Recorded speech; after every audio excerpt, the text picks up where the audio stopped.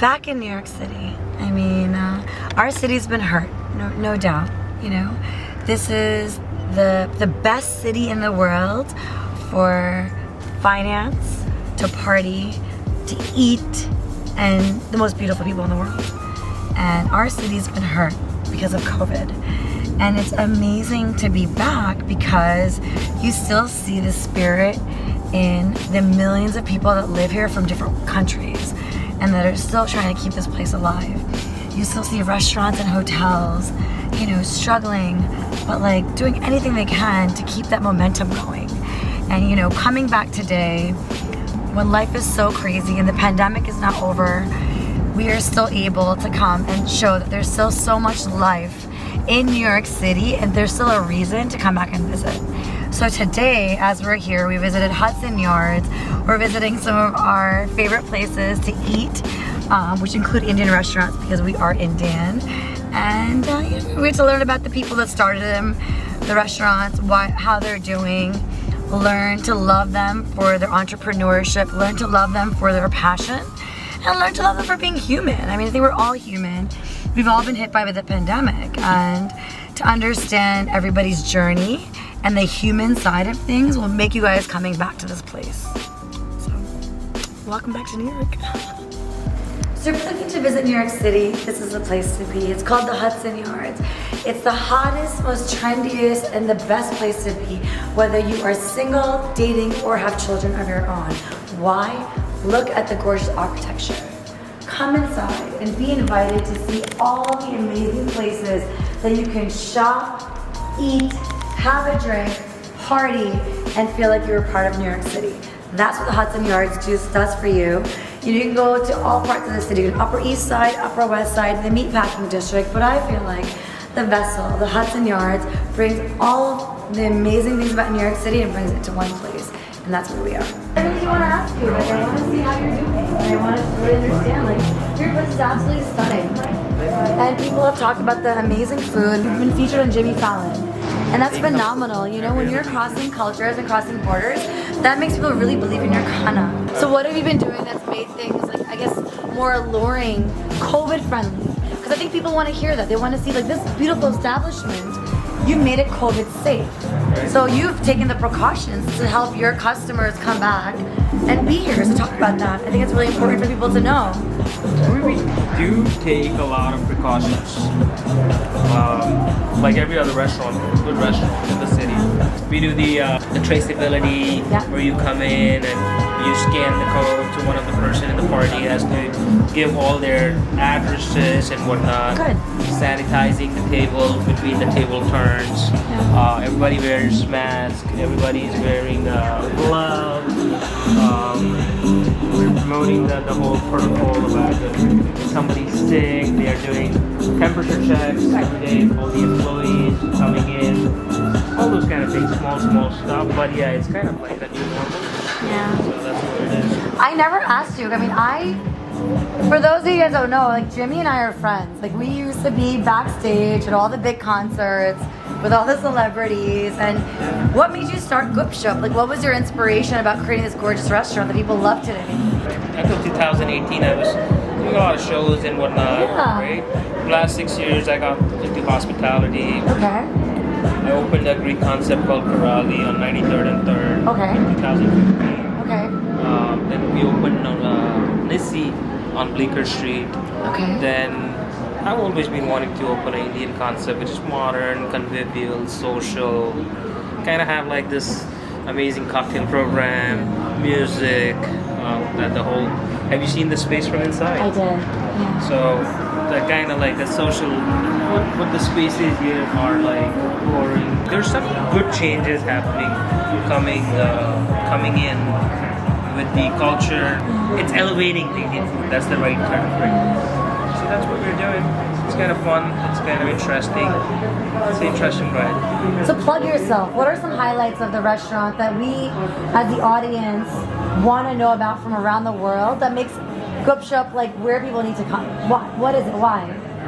It's a total package. Weekends are super busy here. Obviously, I mean, every other restaurant good restaurant actually. It's busy right now. People are coming more on the weekends, especially with restaurants opening up with capacity and whatnot.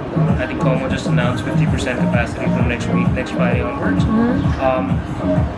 With us, you get good cocktails, good quality ingredients, good cocktails that are really go well with the food. We have excellent regional food, Bombay food. You want street food, we got that. Menu is limited, but we try to bring the best item on the menu. Whatever we're serving is the best of the best. Like Bollywood, sometimes you will see, sometimes you'll see a celebrity, sometimes you won't. But it's not a fine dining kind of a spot or place that we have made it to be. It's more of a casual, more of an casual vibe with good ambiance and good social vibes. Yeah. I mean, you are in an amazing spot in New York City. I would love to know, because I mean, a lot of our audience watches Jimmy Fallon as part of the American culture. I mean, how did you get him to come here, and how did it feel as someone that's, you know, to see that kind of person of respect come here and appreciate our culture? How did that feel for you, and how did it happen? It just happened almost 2 years ago. Yeah. We opened, he did a meeting with NBC Universal executives, and same night Anupam Kher was here too. Okay. They started hanging out. I introduced both of them. Yeah. Since then, he lives 2 blocks away. He loves Indian food, so he's become more of a mentor, more of a friend. Every week he comes here. He comes, he eats. He loves Indian food, so he loves good drinks. It's kind of just an ongoing relationship that we have built. He featured us in late night with Jimmy Fallon. He gave us 3 minutes of segment on national TV. He got us on Grow with Google initiative, where we got like $20,000 of grant from Google. So they asked him, what are your 5 favorite businesses in New York City? So he said, well, Gupshup is the best, whatever. It was good. So he's been a great supporter. He's been a great friend, and he comes here often. I mean, he can come tonight. He just texts and he says, you know what, I'm going to be there tonight to come. In these kind of times, it's definitely helped us out. I'm proud of you. That's the end of my interview. Like, you know, I'm a friend of yours. Like, I've been there hustling with you backstage, getting interviews for ABS and running and asking you for advice. I mean, I was a young girl doing that, and I'm so super proud that, like, years later, I'm able to eat in an establishment where I've seen your perseverance, hard work, and you're not just someone that's like excited about Jimmy Fallon. Like, you've earned it. You've earned this respect. You've earned the hard work, and that's an exemplary thing. And I think people need to see that.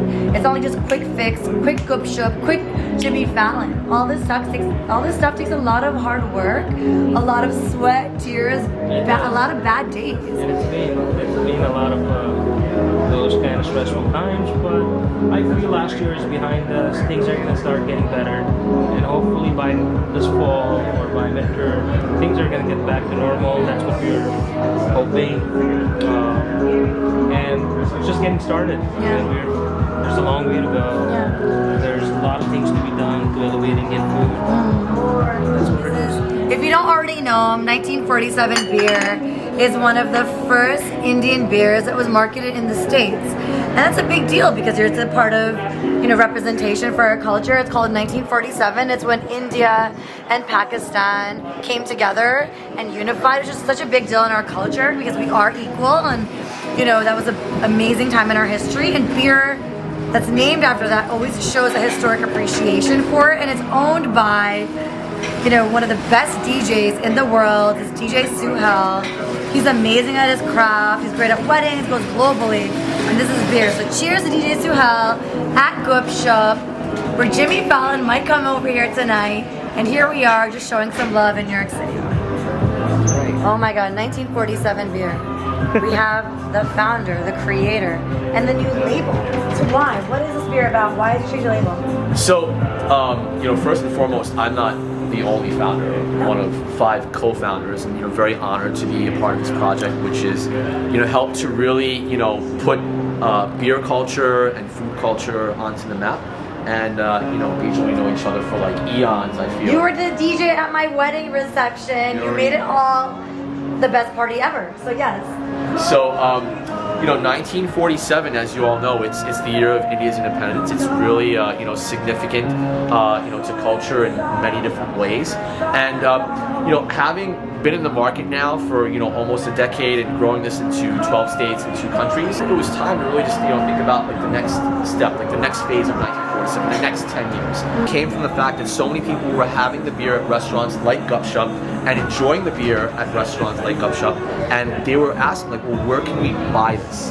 And because it was really configured, the packaging was configured more for restaurants, we said, all right, well, if people want to be able to go to their local deli, grocery store, bodega, beer depot, so on and so forth, we needed to come up with a nice 6-pack. So we started designing a 6-pack, and we said, you know what, if we're gonna go so far as to design a 6-pack from scratch, why don't we just gut renovate the branding of 1947? Because 10 years ago, when this went from concept to reality, you have to think, well, where was I 10 years ago? And where was a consumer, let's say today, 25 to 30, what was their mindset then and what is their mindset now? So it's just really like an evolution of a great product, which is why we decided to go through this massive brand refresh, which I literally felt, it took a year and a half. I literally felt like I was building a house when we did this, and we wanted to get every last little detail perfect. How has COVID been for you guys? By the grace of God, we have seen the biggest uptick in business. I want to say that we hit record numbers from May until November of last year. Record numbers meaning to the point that we were like, hitting capacity limits, and we had to like multiply our capacity by 2.5x just to keep up with like the demand, the home demand. Great things started happening here in New York City, like like beer and wine and cocktails to go, and it just became like a whole new way to be able to just kind of do like a one-touch, one-stop shop kind of thing to be able to get a great meal delivered to your house along with a great beer, which will complement your meal. Sure. And so what's next for you guys? What are some highlights you guys can mention to our audience?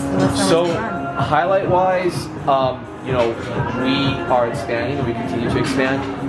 We actually picked up 2 states during the pandemic, Which so one? that just gives you a sign as to like what our growth really is. We picked up Illinois, which we actually picked up in the thick of the pandemic last year in April, and the demand for Chicago was so strong, the hype was so big that the distributor called us when the first shipment was going out on the truck, and he said 1/3 of the stock is already sold off the truck. And it was just like such a good feeling at such a tough time of the year to be able to see that your product has cemented itself and it's able to have that staying power. And then the other state is California. Oh my God, huge. And then just recently in the last week, we picked up 2 more states. I don't know if I could, really release that information just yet, but it's 2 states that, myself and, the CEO, Nero Vias, who you also know as well, and the whole entire team have really been working on for several years now.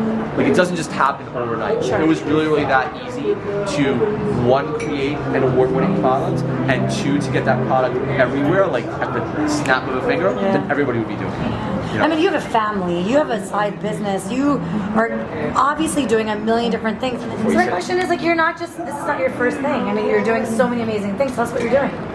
So, a lot of it really just comes down to time management. In addition to being, one of the co-founders and founding partners of 1947 Craft Beer, I'm also, as you said, a DJ as well. I perform for luxury events Globally, I might and add. all over the world as well. And He's a father of 3, husband, which is a full-time job. Yes. 2 full-time jobs right there in itself. And a lot of it really comes down to 2 things, which is time management and ambition. And those 2 things, I feel that they are driving factors to each other, because you have to have the drive to be able to succeed, and you have to have the ambition to be able to succeed, not just in your work, which is my businesses, but also as a family man, as a father, as a husband, as an inspiration to your children, as being an Yeah. entrepreneur, and talking about something that's cultural and why it crosses boundaries. So I think that's huge. Yeah. And that's why we're like so lucky to have you over here talking about this amazing restaurant. You happen to pop up while we ordered your beer, because we love your beer, and you just happen to come up. It's like check in the box. Well, we love you and we love Gupshup.